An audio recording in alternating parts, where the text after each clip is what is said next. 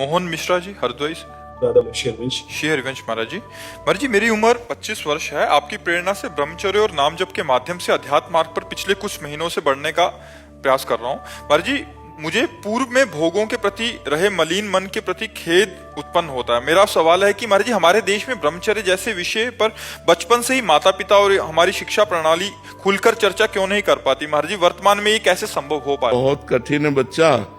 जब उसको चर्चा करो तो लोग उसे दूषित बात समझते हैं, नहीं? जैसे कहा जाए अपने कि भाई आप लोग को एक अवसर मिला है। हमारे शास्त्र में जीवन को 4 भागों में बांट दिया गया। पहला ब्रह्मचर्य, दूसरा गृहस्थ, तीसरा वानप्रस्थ और चौथा सन्यास। ये पूर्ण मानव जीवन की पूर्णता है।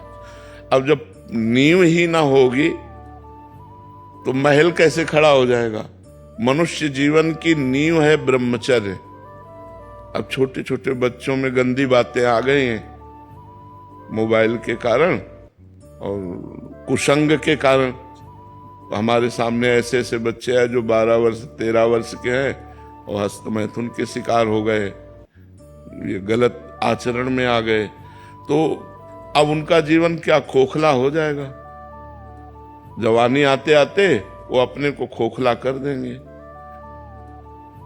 हमें लगता है कि जैसे पहले गुरुकुल जो होते थे तो उससे हमारे समाज का बहुत सुधार होता था कि बच्चे गुरुजी के यहाँ रहते थे तो वहाँ गुरुकुल में ब्रह्मचर्य की शिक्षा दी जाती थी। शास्त्रों का स्वाध्याय, त्रिकाल संध्या, तर्पण, बलिवैश्य देव, ये सब सिखाया जाता था जो हमारे धर्म का स्वरूप है। अब बचपन से जहाँ वो कुछ बोलना सीखते हैं तो ABCD सिखाई जाती है, आधुनिक शिक्षा सिखाई जाती है। आधुनिक शिक्षा बढ़िया है लेकिन आध्यात्मिक शिक्षा का सपोर्ट होते हुए, पर आध्यात्मिक शिक्षा का सपोर्ट बिल्कुल नहीं है। आज के अध्ययन में बिल्कुल आध्यात्मिक शिक्षा का कभी ये नहीं सिखाया जाता कि प्रातः काल ब्रह्म मुहूर्त में 4 बजे उठो और उठकर अपने माता पिता के चरण छुओ, फिर शौच स्नान आदि करके फिर गायत्री मंत्र जपो, भगवान सूर्य को अर्घ दो, कम से कम 2 काल की संध्या तो करो ही, प्रातःकालीन और सायंकालीन संध्या। तो ये सब कहाँ रह गया? 9 बजे तक तो बच्चे सो के उठते हैं। आजकल तो 11-11 बजे तक लोग सो के उठते हैं। अगर बच्चों को जगाया जाए तो वो जगने के लिए तैयार नहीं। तो आध्यात्मिक सपोर्ट ना होने के कारण हमारी प्रारंभिक दिनचर्या ही बिगड़ जाती है और कोई दिनचर्या नहीं तो आराधना, देव आराधना कैसे होगी? लेकिन गुरुदेव, आपने सच में जीवन बदल दिया तमाम लोगों का। आप आज हम देख रहे हैं हमारे क्षेत्र में काफी लोग ऐसे मीडिया में हैं लेकिन वो अपना चिंतन बदल रहे हैं, अपना जीवन बदल रहे हैं। ये आपकी कृपा से है। आपने लाखों करोड़ों युवाओं का जीवन बनाया है गुरुदेव। ये कृपा बनाए रखना। और हम सच में, ये मेरे जीवन में हुआ है गुरुदेव। महाराज जी, अभी चर्चा चल रही थी इसलिए आपको बता रहे हैं। महाराज जी, पीछे 1 साल से इस पे काम कर रहे थे। एक ब्रह्मचर्य कब, क्यों और कैसे, आपकी मतलब प्रवचनों से और आपने जो आज तक महाराज जी इसकी विशेष सूची में आपको 4 खंड में महाराज जी इसको किया है। जैसे ये कह रहे हैं कि स्कूल में विद्यार्थी आदि यहाँ की नहीं को, तो ब्रह्मचर्य क्या है, उसको वीर्य उत्पन्न कैसे होता है, या उसकी रक्षण के लिए क्या क्या हमें ध्यान रखना चाहिए, हमारी दिनचर्या क्या होनी चाहिए, हमारा खान पान क्या होना चाहिए, या अगर विद्यार्थी हैं तो ब्रह्मचर्य कैसे, अगर हम सन्यासी हैं तो फिर ब्रह्मचर्य का क्या महत्व है?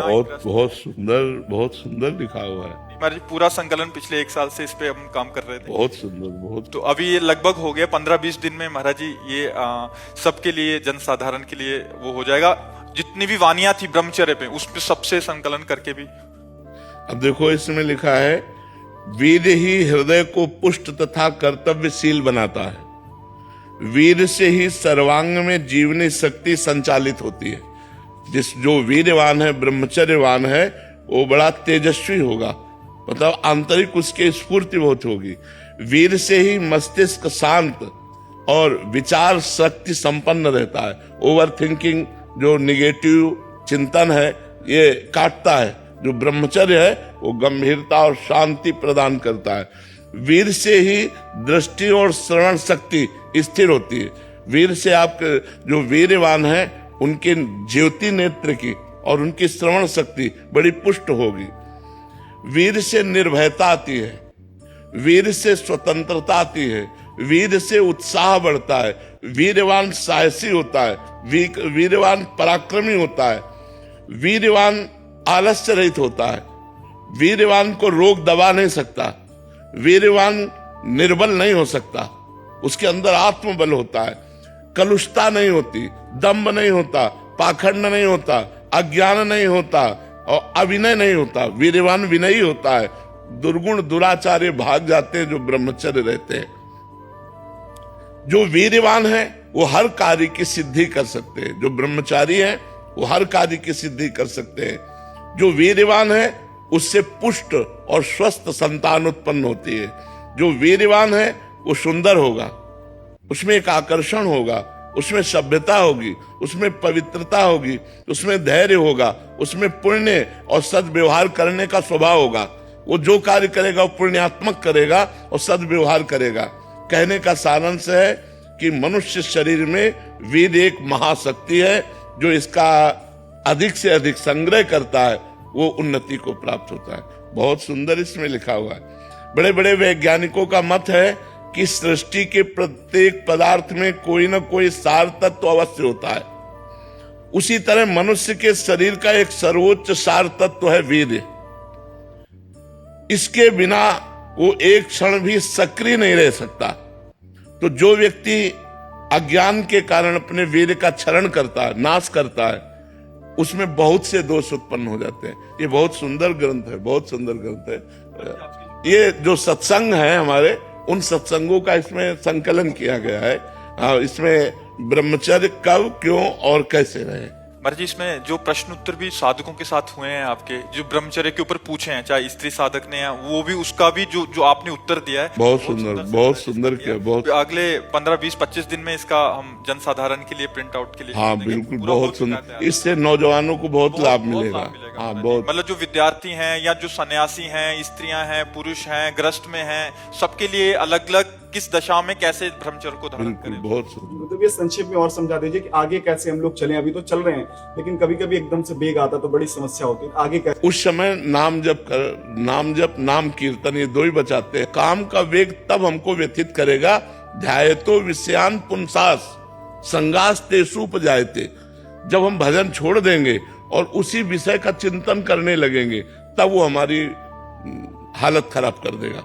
और अगर हमारे अंदर काम का वेग आ रहा है और हम भगवान नाम कीर्तन करने लगे, सत्संग सुनने लगे, मतलब अपने को, दिमाग को हमको उसे हटाना है हमको, या किसी संत से मिल गए, भगवत चर्चा करने लगे, कुछ ना हो तो मोबाइल से सत्संग लगा लो। कुछ ऐसे सत्संग रखो कि अलग अलग दवा, जैसे मन चंचल है तो क्या करना चाहिए, अगर हमारे अंदर काम आ रहा है तो क्या करना चाहिए, हमारे अंदर धन का लोभ आ रहा है तो क्या करना चाहिए।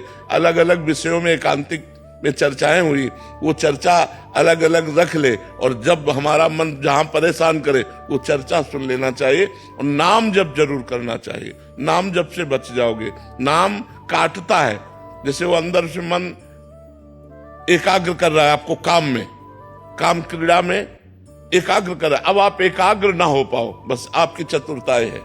अगर एकाग्र हो गए तो संकल्प बन जाएगा, और संकल्प बन जाएगा फिर गड़बड़ हो जाएगा। संकल्प न बनने पाए, वो बार बार पेश करेगा, पीछे के संयोग पेश करेगा। जो पीछे गलती हो गई वो सुख आपके सामने लाएगा और आपको आकर्षित करेगा। आपको हटाना है, राधा राधा राधा राधा राधा, और एक बार हटा लिया आप और कोई क्रिया नहीं हो पाई, तो अगली बार वो 80% में आएगा, 100% में नहीं आएगा। और अगर दूसरी बार हटा दिया तो वो कम होता चला जाएगा।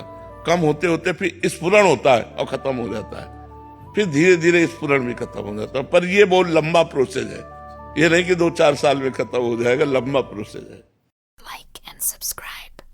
Like and subscribe.